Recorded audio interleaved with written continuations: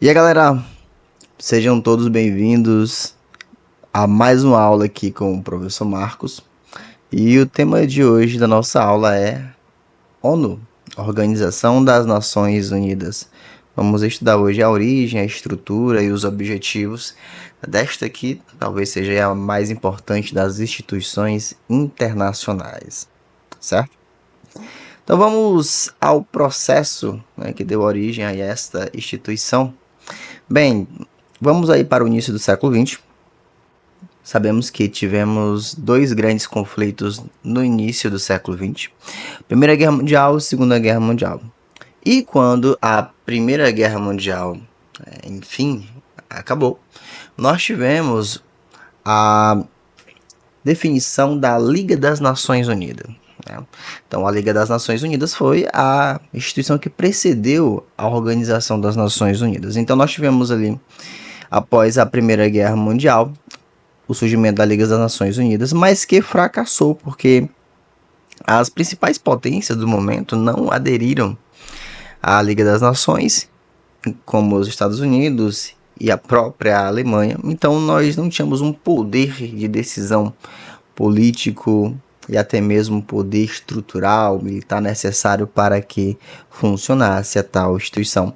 Então ela fracassou e, ao invés de paz, nós tivemos foi a Segunda Guerra Mundial.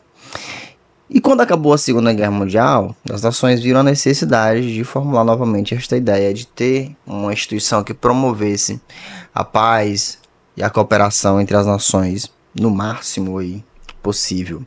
E aí então, em 1945, com a Conferência de São Francisco, foi assinada a Carta das Nações Unidas, né, e oficialmente surge a ONU.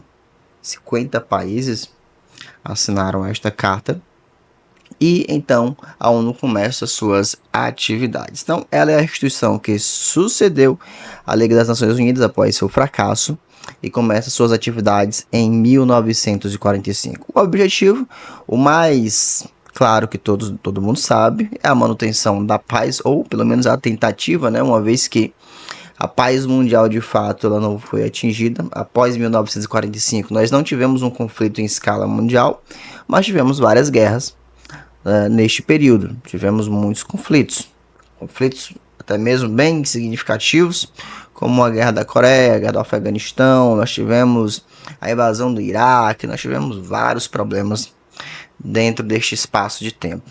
Mas houve sim a intervenção em muitos conflitos e houve sim o trabalho dessa instituição em muitos momentos de conflitos no mundo. Além de promover a paz mundial, né, promover também a cooperação internacional em outras questões, como questões econômicas, sociais, culturais e humanitárias, certo? E como é que funciona a ONU? Como é que ela se estrutura? Nós temos vários países que são membros, mas tem aqueles que têm funções especiais, que têm participação especial dentro deste órgão, dessa instituição. E a estrutura da ONU é a seguinte, né? Os principais órgãos são a Assembleia Geral, Conselho de Segurança, o Secretariado, Corte Internacional e o Conselho Econômico e Social. A Assembleia Geral limita-se a fazer recomendações, ela não tem um poder de decisão ali definitivo. E o órgão que nós vamos destacar aqui, que é o mais importante, o mais poderoso, é o Conselho de Segurança. Este aqui sim, 15 países participam do Conselho de Segurança, mas nós temos 5 membros que são permanentes, que são eles: Estados Unidos, tá? O Reino Unido, a França, a Rússia e a China. Estes são os 5 membros permanentes do Conselho de Segurança. E é aqui que nós temos as principais decisões, como intervenção em conflitos, de bloqueios econômicos. Nós temos decisões mais expressivas quanto à resolução de conflitos de guerra ao redor do mundo. O secretariado, que administra e executa as ações da ONU, né? A Corte Internacional, que é um tribunal internacional, né? O famoso tribunal de Haia, né? Lá é onde são julgados os crimes de guerra. E o Conselho Econômico e Social, que coordena a cooperação econômica, social e ambiental e faz aí a administração de de outros braços da ONU que eu vou comentar aqui na próxima imagem. Então, dentre estes órgãos, lembre-se, o mais importante é o Conselho de Segurança. Nós temos 15 países que participam do Conselho de Segurança, mas apenas 5 deles são membros permanentes.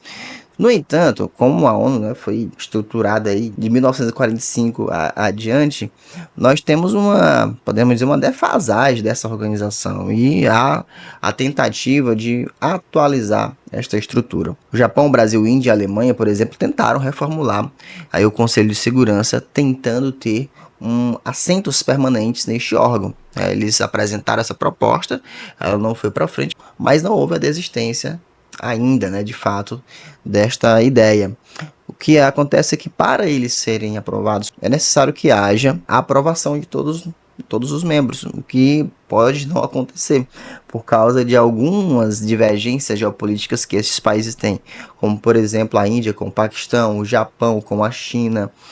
O Brasil aqui talvez a ideia não seria aceita pela Argentina. Então nós temos algumas observações a serem feitas nesta proposta de inserir novos membros permanentes dentro do Conselho de Segurança da ONU. Além dos órgãos principais, nós temos as agências especializadas e programas da ONU. Eu vou citar aqui alguns deles, que é a Unesco, que promove a educação, cultura e preserva o patrimônio. A Unicef protege o direito das crianças e adolescentes. A OMS, Coordenação das Ações Globais de Saúde Pública, na Organização Mundial da Saúde. A FAO, que propõe aí ações para combater a fome, buscar a segurança alimentar. PNUD apoia os países em desenvolvimento com políticas sustentáveis. E a Acnur, que é o braço da ONU que trabalha a questão dos refugiados e deslocados internos, né?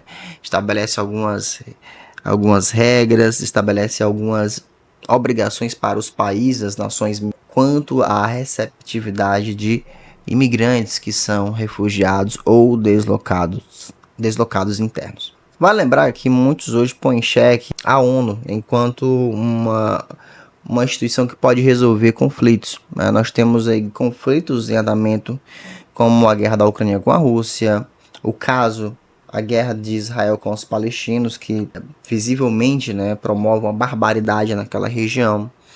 E a gente vê que a ONU meio que não está conseguindo propor uma resolução efetiva quanto a estes conflitos. Além disso, nós tivemos um episódio que foi a invasão do Iraque. A invasão do Iraque, ela aconteceu de forma unilateral, uma decisão unilateral dos Estados Unidos, pois não houve o apoio de todos os membros permanentes do Conselho de Segurança. Então foi uma invasão, né, uma decisão por conta própria, e pôs em xeque ali a eficiência da ONU quanto à resolução dos conflitos. E é isso aí, galera. Espero que vocês tenham gostado da aula. O professor Marcos agradece e até a próxima.